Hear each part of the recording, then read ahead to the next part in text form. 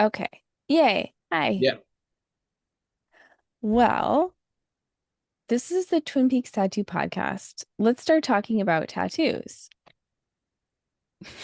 Okay. Is that what you're saying to the viewers, or are you saying that to me? I'm saying it to you Should I and put to the my viewers. should I hold on, let me just grab. I didn't even You're not prepare. prepared. You're We're just, also going, but this is good. This is like real. We're this is going real. live to tape here. That's So like right.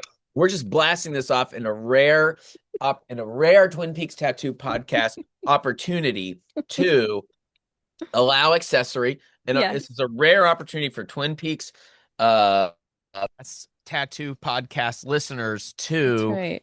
watch instead of listen. They can listen as well, as you were That's saying. right. Not trying to do your job for you by telling No, them you're that. doing a great job. I Thank wish you you. would do this job for me. That's Well, great. I can be an occasional guest co-host or something Oh like my that. God, please. Ask Please. me anytime. If I can do it, I'll say yes. If I can't, I'll probably say yes anyway. And then, I'm sorry I can't make it. And then, cancel it because I'm a people pleaser. Yeah, same. Yeah. Um, you don't have any Twin Peaks tattoos, which is Yes. fine. Yes. That was yeah, we were talking about beforehand. So for those who may not know or not care, or just backstory. We'll just fill in Hmm. the backstory. I Okay, got it. We're backstory. telling a good story here. Huh. So Emily is the host of the Twin Peaks Tattoo Podcast, and my name's Josh Fadem. I'm an actor and a comedian. I appear in the show Twin Peaks: The Return Do. as the character Phil Bisby, Mm-hmm. in the Lucky Seven Insurance Company. Emily and I are very old friends. We Hmm. went to high school together. Good. I'm just gonna go ahead and assume you haven't told the listeners this. No, I, This is pro I love this. yeah, I'm gonna go ahead and assume, and Yeah. I'm of two minds. One is I have some awareness as a fan of stuff myself that there'd be some fans that might be like, "What? You buried the lead," And then there'd be some fans that are like, "He's only a minor character, so why would she bring that up?" Oh Or my something like that. goodness gracious. It's a spectrum. Phil Bisbee is not a minor character. Well, He's just crucial. the spectrum of why Fine. we're not trying to make it all about you. You know what I mean? Fine. Okay, fine. Mhm. So, at any rate, but you've got a Twin Peaks podcast. You've got a friend from high school that was on the television show. Yeah. It as a fan and as someone with a basic knowledge of fandom, one might ask, well, why didn't you ask the guy to Mm, from the show to be on the thing? right. And we were kind of talking about this Hmm. idea before, and you were saying, well, it just didn't really, you were focused on the tattoos. And I said, Right. that makes sense. I Yeah. have no I wasn't tattoos. I wasn't thinking about that. I wasn't thinking about you. I mean, I do think about you all the I time. know what you I mean. care I know what about you you mean. I know what I deeply. mean. I'm But it sure I've wasn't thought it. I'm it sure I've didn't thrown even it out there. occur to me. Yeah, it didn't occur to me. And Yeah. then, And I take no oh, offense to that. let's do it. Okay, good. No, I hope it didn't seem like I was offended. No, our friendship is not hanging in the balance. I can feel No, that it's not. It's still no. strong. But I'm really glad that we get to talk and Yeah. talk Well, I about had what a it is. pitch that Okay. seemed like it make it appropriate. Yeah. Since we're talking about the Twin Peaks tattoo podcast, Yeah.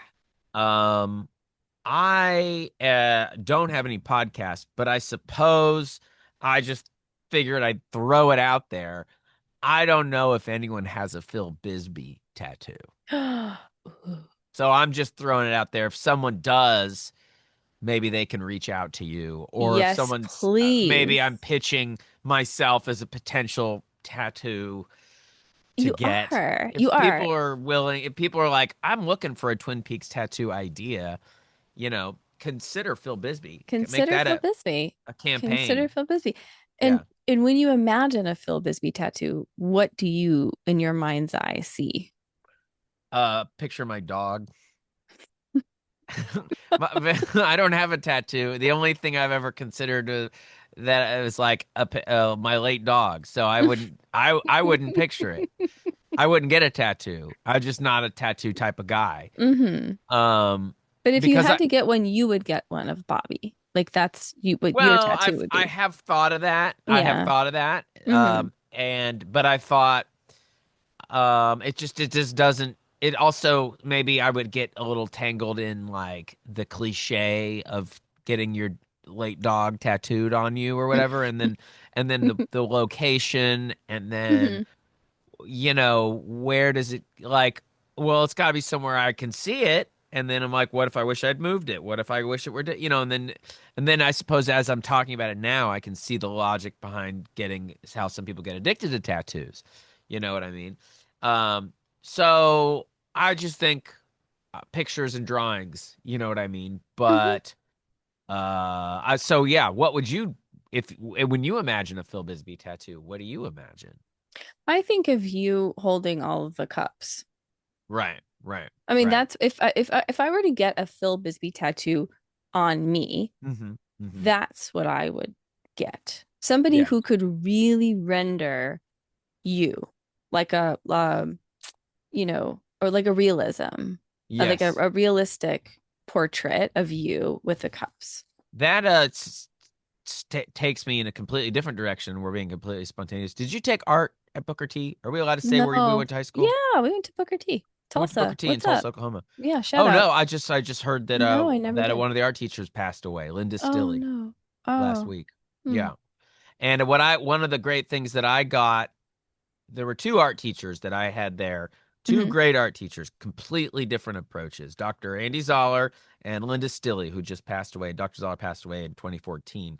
Hmm. Uh, and what I remember getting from her is that she said there's a difference between skill and talent. Hmm. That's just something that stuck with me with Hmm. drawing, because like I up until that point, I'd always thought drawing is about making it look like what it looks like, Hmm. you know. Hmm. So versus, you can learn the skill of making something look photorealistic, but that's not doesn't equate talent. That's a skill you can It's learn. a skill and a technique. It's technique Yeah. building. Yeah. Yeah. I thought those semantics Yeah. were Hmm. really shaped the way I considered things. You for yourself in terms of your own craft Yeah, or any creativity, creative and or process. just being Hmm. able to talk about it or figure it Hmm. out or have a language for it. And so I I don't know. like Do you ever that. talk about that with tattoos? Do you ever talk about that idea with tattoos?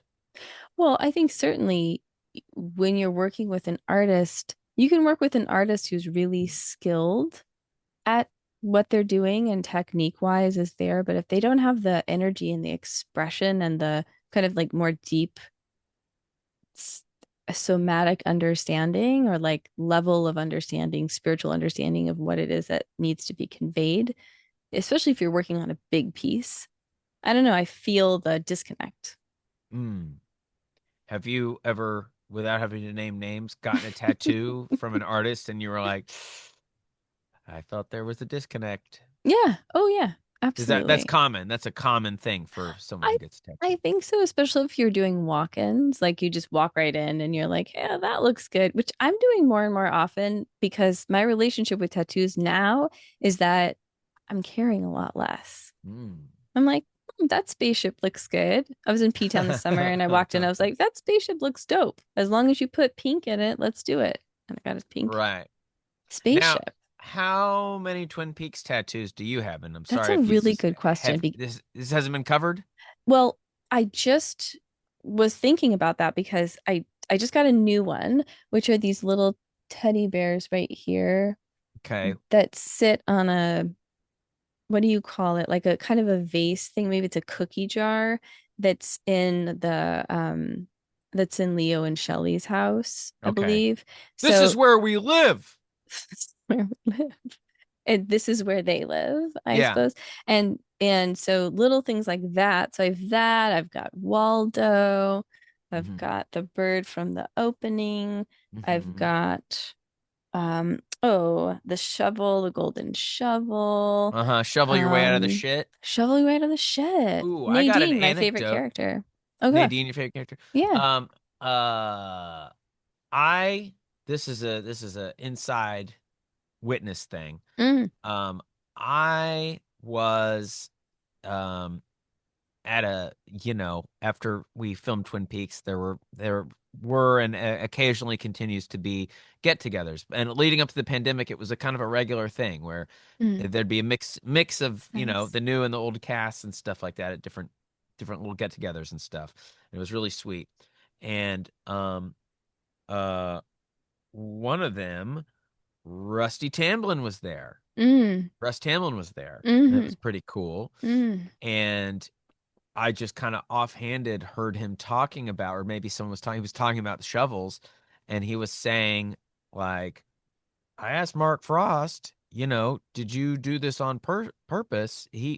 I did a thing in this movie as a kid called The Fastest Gun in the West where I did a dance on shovels. And then I was in for Neil Young, the movie Heartworn Highway, or no, I'm sorry, not Heartworn. What is it? Heartworn Highways is the Townes Van Sant documentary. Human Highway. Human Highway is a film directed by about starring Devo, is a Devo and Neil Young collaboration, and Neil Young directed it, I think. And I guess he does a dance on shovels again in that movie. So he's got a whole history of stuff with shovels, and he asked Mark Frost, "Did you That's do a that on purpose?" And Mark Frost cool. was like, "No." And if you haven't seen The Fastest Gun in the West, starring Glenn Ford, look up Russ Tamblyn's dance. It's Mm, incredible. I mm. had no idea. I think you'll look it up and you'll be like, "Ooh, I'm extra glad I got this shovel." I like that. That's a great story. Yeah. And any time Russ Tamblyn is dancing in a movie is a great time. Like It's what he does incredible. in Seven Brides for Seven Brothers, which is problematic movie in different ways. His dancing on the balance beam, he's just doing these backflips and like front for. I mean, it's crazy. It's crazy what he's doing. Yeah, that's He's what amazing. I mean, I didn't know growing up, to say, like, even watching West Side Story or Twin Hmm. Peaks, I didn't know that he could do all the stuff that he could do. I Hmm. mean, he's a Yeah, legend. he's a legend. He's totally a legend. Absolutely. Hmm. Yeah.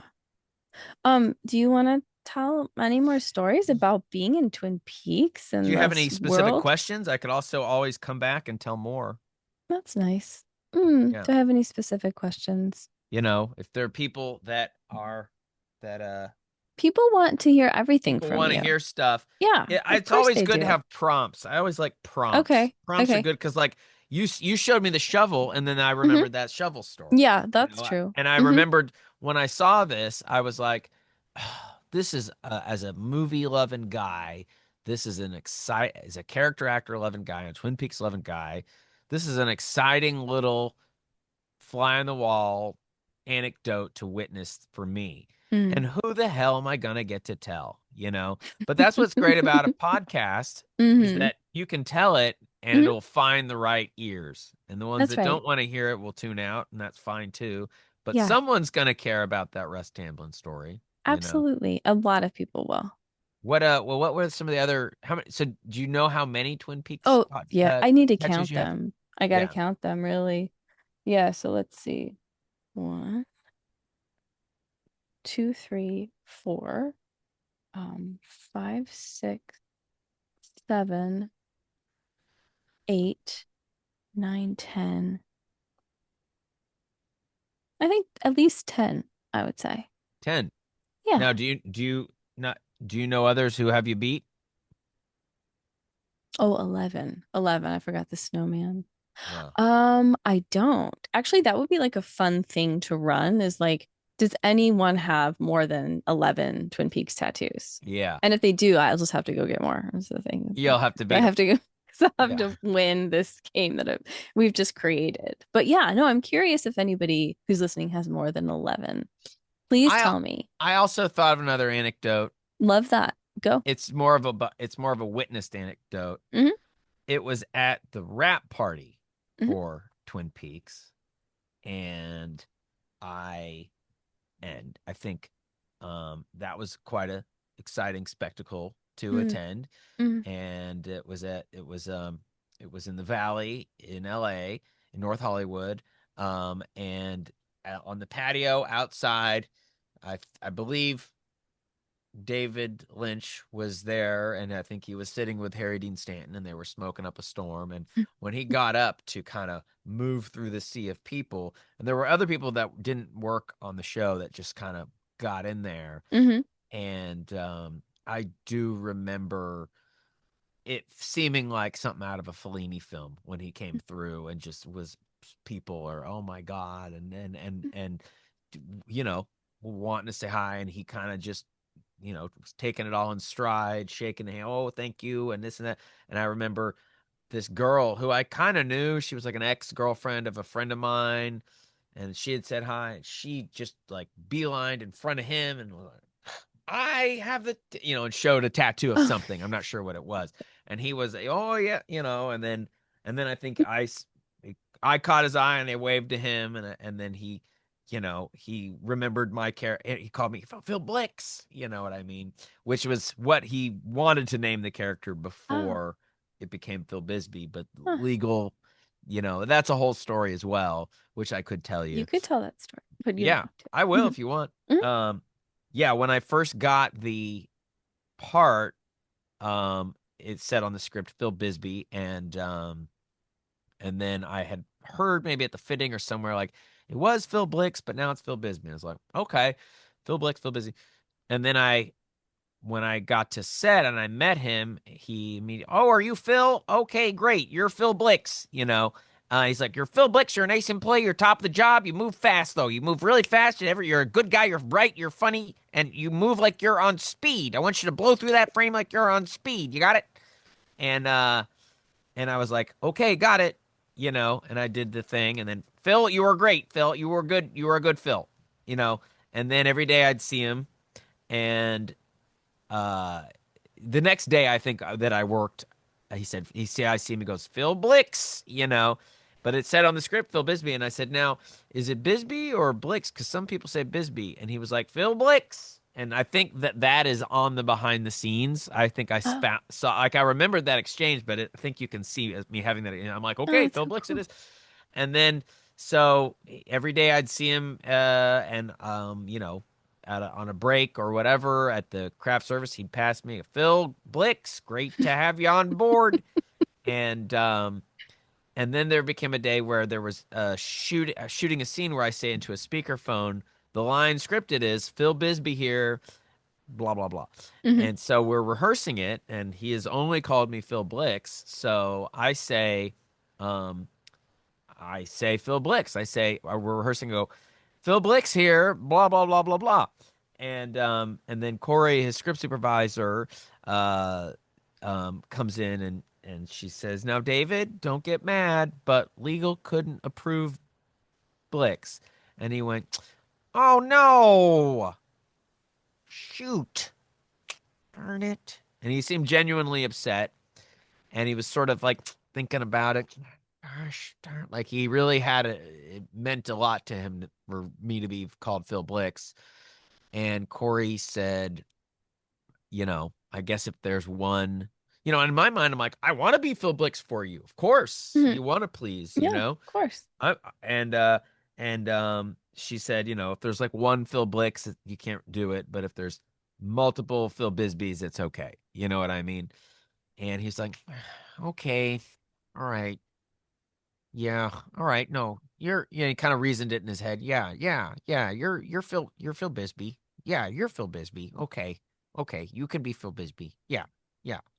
And I said, I guess there's just one Phil Blix out there just doing it up. And he goes, yeah, he's up there cutting up a rug. And then he goes, but Bisbee will put him to shame.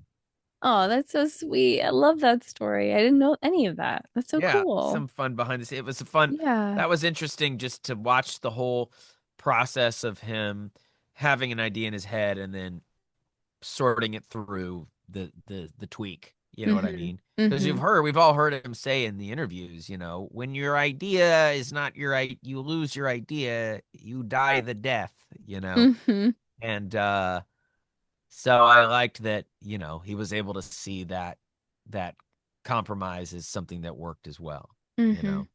Yeah. Um Anything that you feel like you want to share about working with Kyle? Like a moment, a cute moment, or just like maybe not even when you were filming, but when you were just hanging? Well, um, I remember asking him on set, when I didn't really know stuff. I was like, "Am I allowed to ask what's the deal with this thing here? Like, who is Dougie?" And he, "Oh yeah, you're allowed to ask." And he was just very sweet and fun to work with, and we kind of seemed to get like a physical dynamic down. And there was Mm-hmm. one scene that like we shot a lot more than what you see, where Bushnell is pulling Bushnell is calling for Dougie to come into the office, and I'm gotta try to pull him into the office. And Tom Sizemore's character is like leering, you know what I mean? Mm-hmm. We shot in this sort of like little courtyard of the office space. All of this kind of physical stuff, and a lot of us improvised. It was some of the most fun I ever had on a set. But but I remember we did a couple of takes, and after doing a few, where I'm like pulling him into the office, and then uh um and then one of the takes, Kyle surprised me by making it harder, like pulling back. So that Mm-hmm. caused me to pull more. Mm-hmm. And there were a few things like that throughout the shooting where I'd get some surprise in the middle of the take. Mm-hmm. And I I wondered if that would be David. I think that would be David sometimes giving a note to one actor, being like, make him, make it a challenge for him. You know what I mean? Mm-hmm. Like there Mm-hmm. was another one where Tom Sizemore slaps Dougie on the back, and I'm supposed to be a jolt and skitter off, and afterward, and that was like an effect I think he was trying to get, and then I think I said to Tom Sizemore afterwards, like, "Oh, that was good when you slapped him in the back." He's like, "Yeah, he told me to," talking about David. Uh-huh. But and so Kyle was really sweet, but extra sweet. Um, I Speaking of the Tulsa Connection, this new show that just finished airing, season one, called The The Lowdown. Have you heard of it? lowdown is so good. The lowdown, everybody watch it. Yeah. So I got to see Kyle again in Tulsa, at the Lowdown, Mm-hmm. and I saw him briefly on the pilot. It was only a quick like, "Oh hey," and then a whole year went by, and I went to um uh visit one of the sets one of the days that Kyle was working. And also in the show, someone we went to high school with, you remember John Armour, Johnny Polygon? I think he was in your grade, maybe. Anyway, he's a Mm-mm, I hip don't hop remember artist, him. and so he has acting Oh, roles in the show. oh, And, wow. he was playing a preacher in the show, Oh, okay. and so I was kind of going and Mm-hmm. like, "You're doing great, buddy," and he did great, Mm-hmm. because he hasn't done as much acting as he has done Mm. like musical performance. And Oh, that's cool. so I was watching him, and at between takes, I was trying to it was at a church, and I was at a balcony, and Kyle's character is giving a speech, and I was trying to give Johnny like a thumbs up, but he didn't see me. But then I look over and Kyle sees me, and he's going like, he's like pointing, and he kind of did a Dougie walk, and like, I like a coffee thing. love And that. then, I had a little hi, how are you? And he was just always really sweet, and so it was just really nice, and gave me a hug, and that sort of stuff. And Mm. so, that's sweet that he remembered me, and that and that we had that kind of. I felt like I was like, he was also. We had talked a little bit about Twin Peaks, and he was also just saying like every day on the return was like the best thing he's ever gotten Mm. to do, and the best Oh, time he's wow. ever had. Yeah. Mm-hmm. So yeah, it was just like totally a sweet, Mm. sweet man. Did you film all of your scenes in LA? Yep. Mm. Yeah. Yep. LA for Vegas. Yeah. The Lucky 7 insurance company was at, I believe, the old LA Times building. Mm. Yeah. And yeah. Yeah. We were just talking about earlier before we started recording about watching it again, watching The Return again, Uh-huh. because I watched it when it came on and then didn't watch it for a while. And then now I go back and watch just random episodes in any order because it's okay to have that kind of, I think, relationship to The Return in its Absolutely. non-linear kind of fluid places. So, but we were talking about kind of like how your relationship with the show changes over time because of the sort of like preciousness of it when it came out and how the anticipation and just all of that. Yeah. Like, Well, so when they're yeah, oh, what were yeah, you go gonna ahead. say? No, no, go ahead.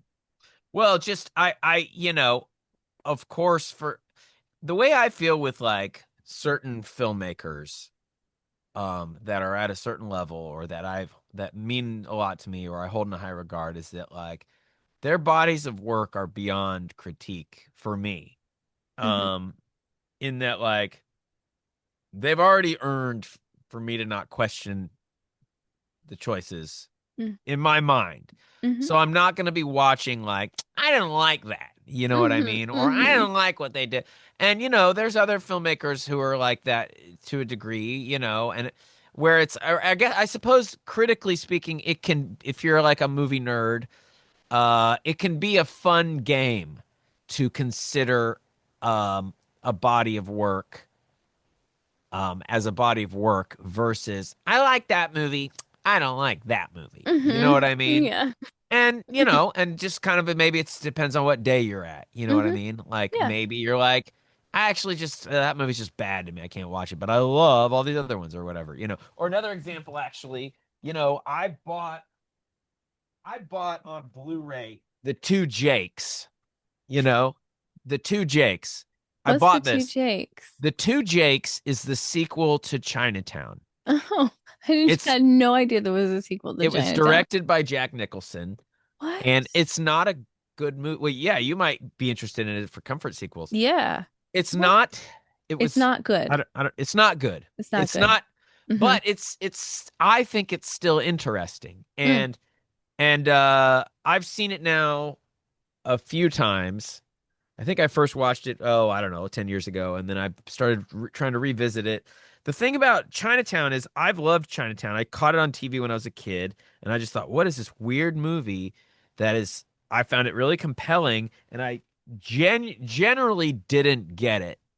I Mm-hmm. don't understand any of that LA politics stuff, any of that water, Mm-hmm. moving the water around stuff. Mm-hmm. All I understand is Jack Nicholson's the detective. There's some confusing stuff going on with this girl who's impersonating the other girl. Rest in peace, Diane Ladd, Yeah. and who plays Ida Sessions in Chinatown, Mm. who's impersonating Evelyn Mulwray, um, and uh, um, and then the big boss is evil. John Huston's evil. Mm. She's mine too. And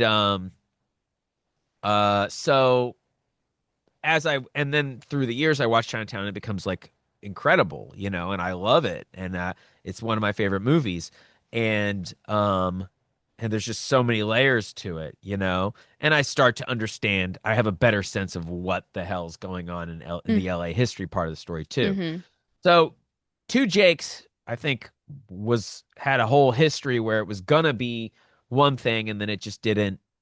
It just like I think Polanski had been extradited. He was Mm. not allowed, so maybe he was never in talks to direct it.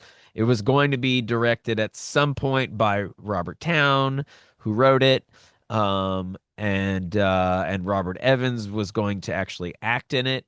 And I don't know if you can hear me if my microphone got wonky or not. No, I can hear you. Anyway, I think eventually, and then it had all this amazing casting. Like it was supposed to have different is supposed to have like Dennis Hopper and Harry Dean Stanton, and all these people were supposed to be in it at some point, and then it just kept falling apart. I think in the early '80s it was going to be made with like this incredible cast, and then it completely fell apart, and then it finally got made. And it came out in 1990 and was directed by Jack Nicholson, and it just doesn't hold up to Chinatown. Mm-hmm. Mm-hmm. But it's also kind of confounding. You're like, what the hell is going on? It's confusing. And every time I watch it, I see a little more where I was like, I see what they were going for here. This is kind of cool. Mm-hmm. And so there's all these commentaries and special features, and I was just like, I just want to see what I want there to be a good movie in here. You know what I mean? Yeah. I suppose this isn't exactly what I was talking about, but it's like I'm willing to and it's not even the same director as Chinatown, but I'm willing to consider that there is a good movie inside of the two Jakes that we just aren't getting. You know what I mean? Um, Well, and you watch something over and over again, it's especially with Lynch, I feel like I always I'm always seeing and understanding something new every yes, single time. And I can't yes. count how many times I've seen the original series. I literally have no idea. Now, It's is so that one many. where you've watched it beginning to end multiple times, or it's Yeah. also like No, beginning to end. That yeah, that I watch chronologically. Yeah. yeah, And then I watch Fire Walk with Me quite a bit too. yeah. But The Um, Return, I have this like weird, I was telling you earlier, like this almost like divinity tool where I'm like asking my partner, like, okay, what number? And then they'll be like 9, and then I'll watch part 9. And I like that because whatever that number is that it lands on, it's like something that I'm supposed to see in that moment. yeah, And there's yeah. something new I'm gonna Kind of find, like and there's oh, something I'm gonna reflection that I'm gonna see that I need to see about myself. Yeah, go ahead. it's like Twin Peaks: The Return Tarot. Exactly. Got it. Exactly. Um, yeah. Give me a reading. Your reading is episode 12 or whatever. Yeah, exactly. Um, and what else was I gonna say about that?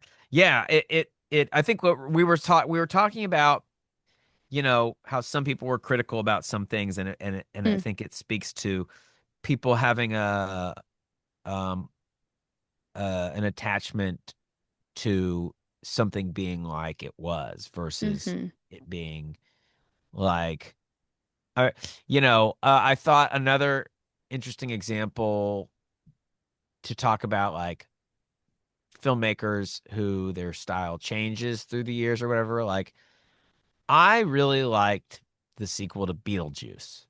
Oh, right. I remember you texted me about it I and even. I I haven't thought seen I it yet. wouldn't. I Yeah. thought I wasn't gonna like it. I was like, this hmm doesn't look good, and the trailer looks bad, Yeah. and I saw it with my girlfriend and her daughter, and I don't know, I laughed a whole bunch, and it was totally silly, and it felt like this does not necessarily feel like it doesn't necessarily feel like exactly the same world as Beetlejuice 1, but hmm this feels like it fits in the world of this director, of mm Tim Burton, you mm know?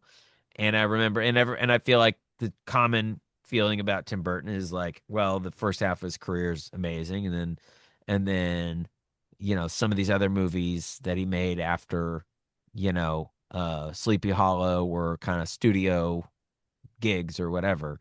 And this felt like a return to silliness that fits into the world of him. And, some people I feel like said similar things where it's like David Lynch, this feels like almost tonally retrospective hmm versus it's like it's Twin Peaks, but it's also everything, you know? Yeah. Yeah. I just, Uh, the Beetlejuice was the first example I could think hmm of Yeah. like when else has this happened where a filmmaker has so much, has a wide ranging aesthetic, and then it's kind of like they're playing with all the tools they've got. hmm Yeah. And you're still entering the world. It's just not quite the same world. And I think people wanting the return were wanting to go back to Twin Peaks. Yeah, And yeah, and the whole point is that you can't. I mean, you yeah. can, but you can't. Interesting. You can't go back to the way things were before. Yeah. You can't go back to before Laura was, abused by her dad. Oh, You yeah. can't go Ooh, back. Trauma doesn't allow for that. And that's kind of like what I'm looking at in this thing that I'm working on. yeah. So, Wow, that's that's good. oh, you like that? I love that. Okay. I mean, That's it's good. true. I mean, it's No, that's true. You good. I mean, that can't. part that part in, what is it, episode, how many episodes are there? In 18? 18. And so is that episode 17, I think? Or is it 16?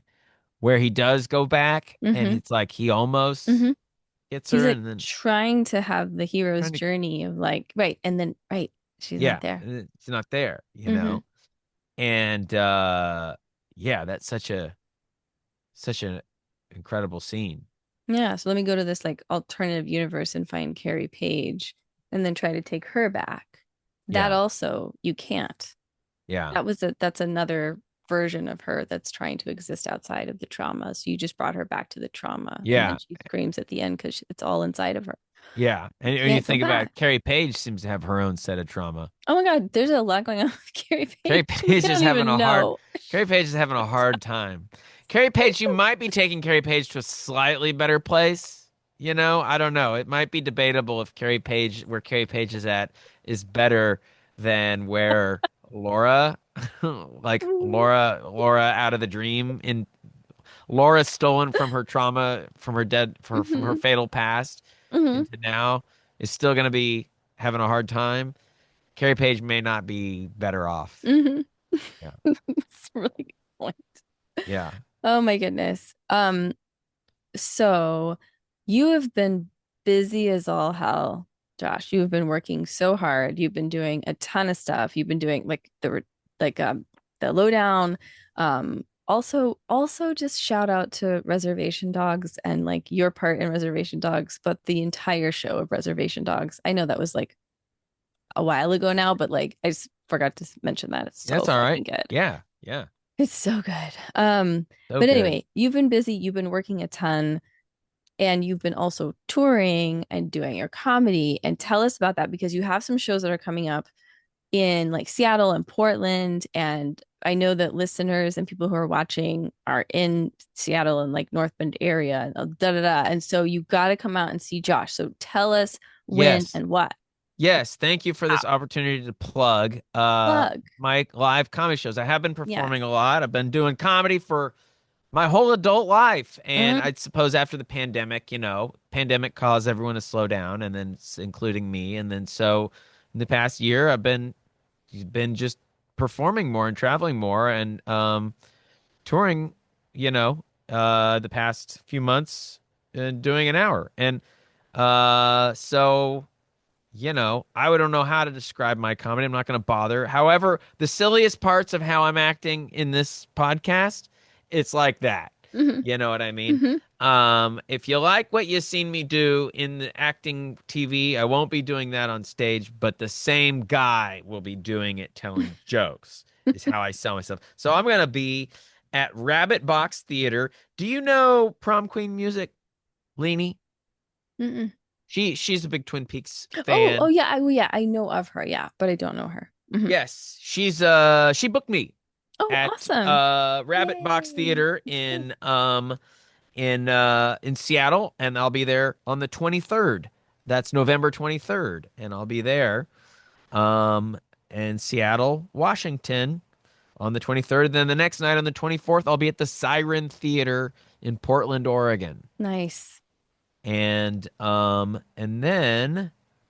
then what happens after that? Then I'll be in Tulsa, Oklahoma again, Mhm. performing at a venue called Lowdown. Not Oh, total coincidence, not even connected to the television show. Just happens to be called Lowdown. lowdown. Huh. Yeah. And Is it downtown? yeah, it's what used to be called Duet, but now it's called Lowdown. Hmm. It's a jazz club, but they do some good comedy there too. Nice. And so I'm going to be doing an hour there, and that'll be on the 28th, the day after Thanksgiving. Nice. And I hope everyone's writing all this down. Yeah, everyone write this down. Well, I'll Everyone's put writing it, it down yeah. Hmm. With and pen and paper. Hmm. texting their friends. I hope they're Hmm. texting their friends in all That's these what they're respective doing. Hmm. places. Oh, good, good, good. 100%. And then on December 4th, Hmm. Philadelphia, on December 4th, I'll be at Philomoka in more once again connected to Twin Peaks. Philomoka is in what they call the Eraser Hood. Have you heard What's this? the Eraserhead? No. It's where it was filmed.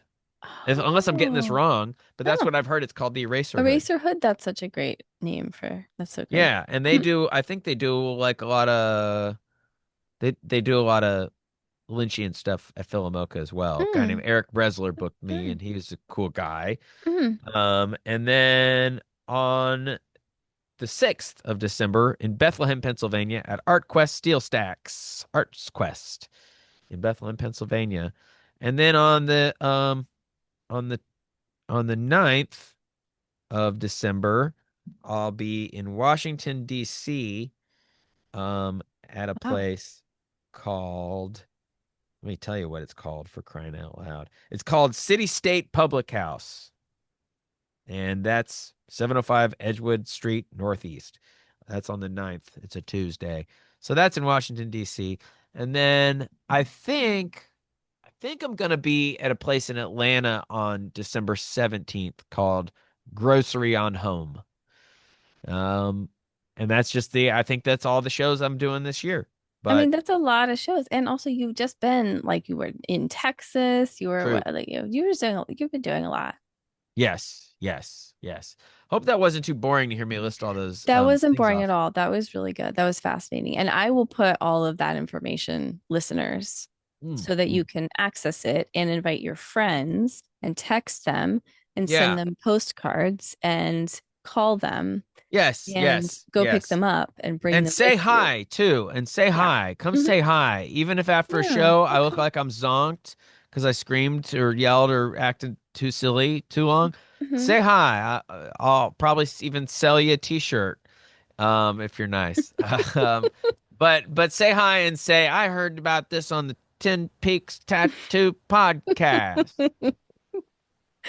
Yeah, from I like that. Emily. Emily Hmm. told me about this on the Twin Peaks Tattoo podcast. That's why I'm here. Hmm. That's so great, Josh. Thank you for coming and talking to us. I have one more question for you. Yes. Unless you have other things you want to share. I ask a two question. If you got more, ask them. But also, I'll always come back. Okay, good. I love that. I love the idea that you're coming back, so this doesn't have to be the only time. So Yeah, it's there's like so not much to talk pressured. about. There's okay. There's No, no pressure about. no. I feel grateful that you were like, come talk, come promote your shows on this Oh my podcast. God, of course. Are you kidding me? Okay, here's my last question for now. For now. Yeah.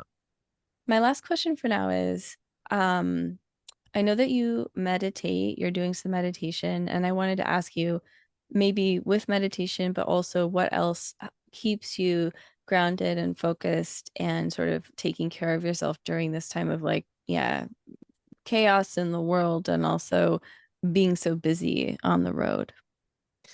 It's Um. a true therapist question Yeah, I like that that. I I'm would okay with ask that. you. I'm okay with that. And put in there. I think it's okay to say that, to talk about that. Try to answer that. Hmm. Hmm. Um, I mean, with meditation, I think what helps me as someone who is a little scattered and chaotic, is routine.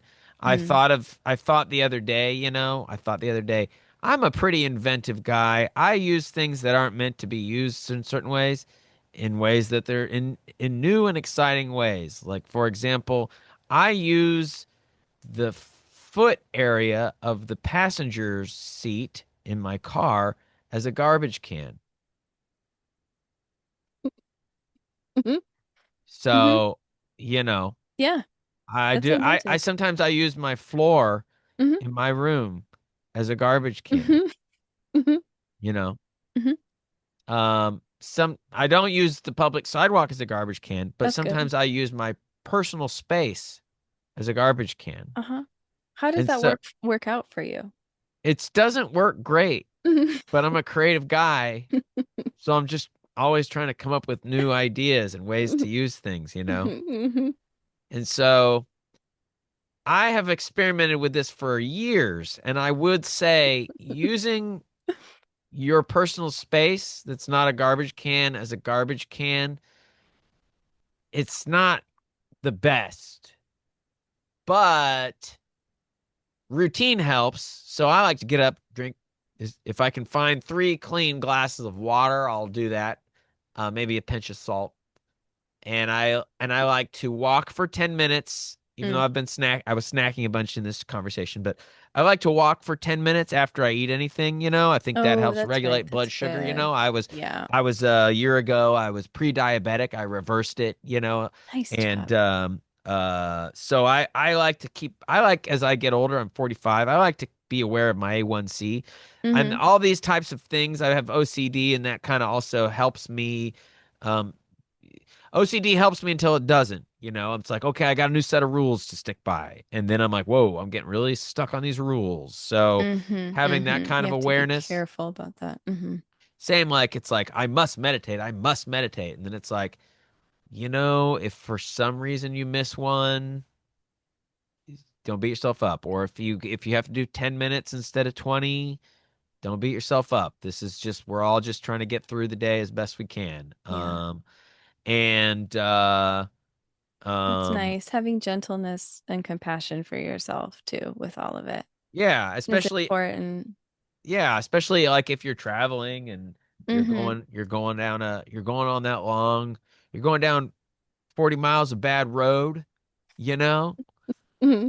Um, what was the question? I feel like I had another part of it that I was like, there's a good answer that I just Just ignored. like self-care, grounding. How do you take care of yourself?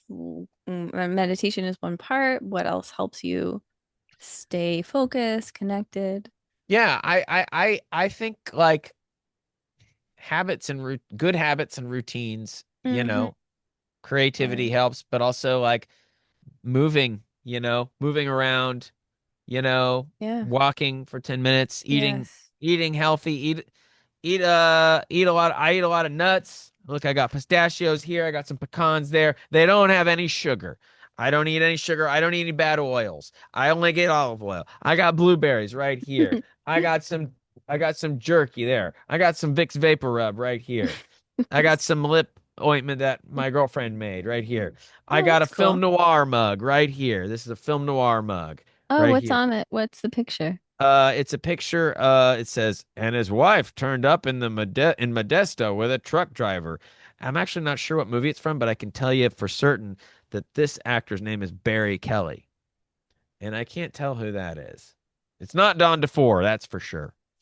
Josh hosts Noir Nights. How often in Tulsa? When is it? Every Once a month? month, Every every month.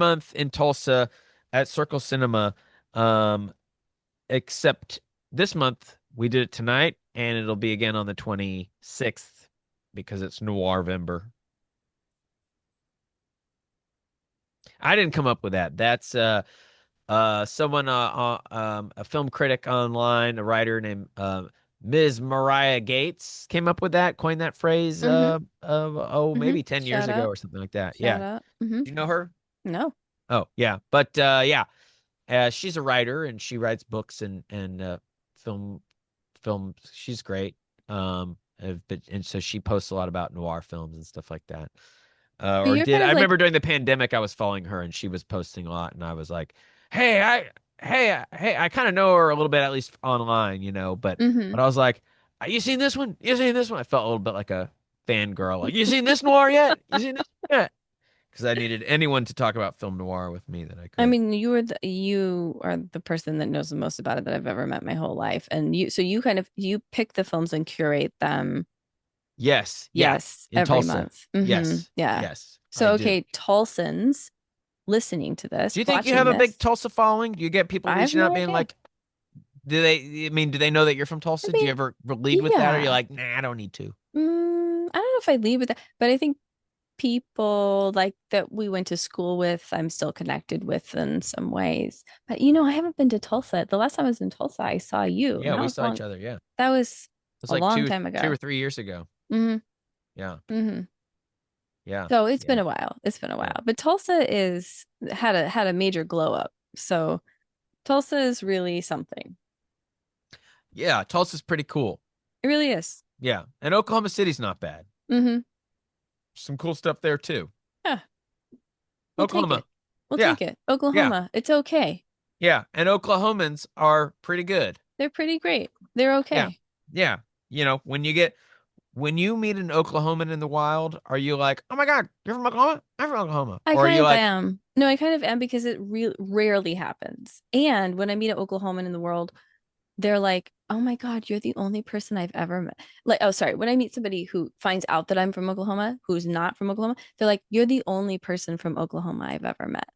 yeah, yeah. And I think that's so interesting. I mean, Or if they say, or they might say, I know one other person from right, Oklahoma. Do you know right. them? And a lot of times it You feels do. like you might. You might. It's a Or like, damn good or chance. like you're like just a few degrees away. Yeah. Yes. I think that is It's really funny. yeah, that's I think that's yeah. Hmm.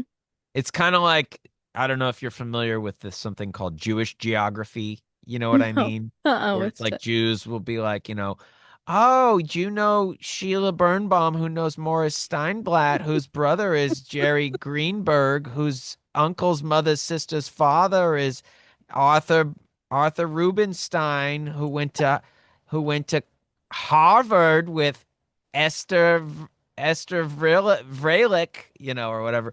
Yeah, and I feel like it's the same thing in with uh with Okies. That They're was like, really good. yeah, you're from Tulsa. Where'd you go to high school? Okay, well, if you went to Memorial, did you know so and so? And well, Booker T. Oh yeah, Booker T. Hornets. Yeah, great. Oh We went to my Booker God. T. The other day I was talking with my partner about school songs, and I Booker T had a school song, right? Hornets, oh Hornets. Was that it? Yeah, I think it was "We Love You So," or I, just, I it don't was that was like the sports one at the least. There sports there one. might be Okay. another one that was like the Hornet anthem, or The Hornet. I don't know, the Yeah. Hornet. There was also like at Carver. This Did you go to Carver? Yeah, Carver. Yeah, Wait, there we was went like to middle school together too? I guess we did. Wow, okay. Yeah. Where else would I have gone? I don't know. But that was the feeder school to Booker T was where we Yep. went. Yep. Yep. Yep. But Carver had a school creed. oh, what do you remember what it was? No, some about, this is good and be good and, everyone is good and, I'm gonna do this and be good, Just be something like that. good at Yeah, Carver. yeah, be Thank good. you for being good Carver's at Carver. good. By being at Carver, that means I believe in being good and doing stuff and we're all good and equal and stuff. That's just sort of as my general good feeling about the 90s. Like, hey, we're all equal, man. Come on. Yeah, Hey, don't no one's better than another someone. that's That ain't right. right. That's right. That's good. That's right. It's a Okay, good. I take it. I take it with me. Tulsans who are listening, if you know the Carver Creed, more specifically, although be the good part is really good, let us know. And also if there's a Booker T song from back in the day. I think it's Hornets, oh Yeah. Hornets, we love you so. Yeah. Hornets, oh Hornets. Yeah, That's great. yeah. Okay, so everyone listening and watching, go see Josh. He's crazy, amazing, talented, hilarious, wonderful, warm, welcoming, sweet as pie, Thanks, Emily. and extremely talented in your craft. You have talent and Oh yes, talent and skill. skill. You Yeah, have talent and skill. yeah. I'm grateful to Linda Stilley and Dr. Zoller. Mm-hmm. Mm-hmm. Great. Okay, well, thank you so much, Josh. We'll see you again because you'll come back and talk to Yes, us more. absolutely. Anytime. And if you get feedback and they're like, we want to know about this, I'll be up for you. I will show up any point. Yes. I love And that. most Okay. other people, but I'll prioritize you because Thank you. sometimes it's hard to show up for some other people that you don't Yeah, know. that you don't know, but you know me. Yeah. Okay, Seattle, Portland, Pennsylvania, maybe Atlanta. Yes. Exactly. So Those keep are the those. important ones. Those are Those the are the ones I important really ones. want the people to come to. Yeah, these are the ones we need the people. So, I want the Seattle, Portland, and Pennsylvania. Pacific Northwest, I need y'all to show up. We're gonna I do would it. love to see the people. Yeah, see the people. Yeah. Thanks Okay, again. thanks, Josh. Bye.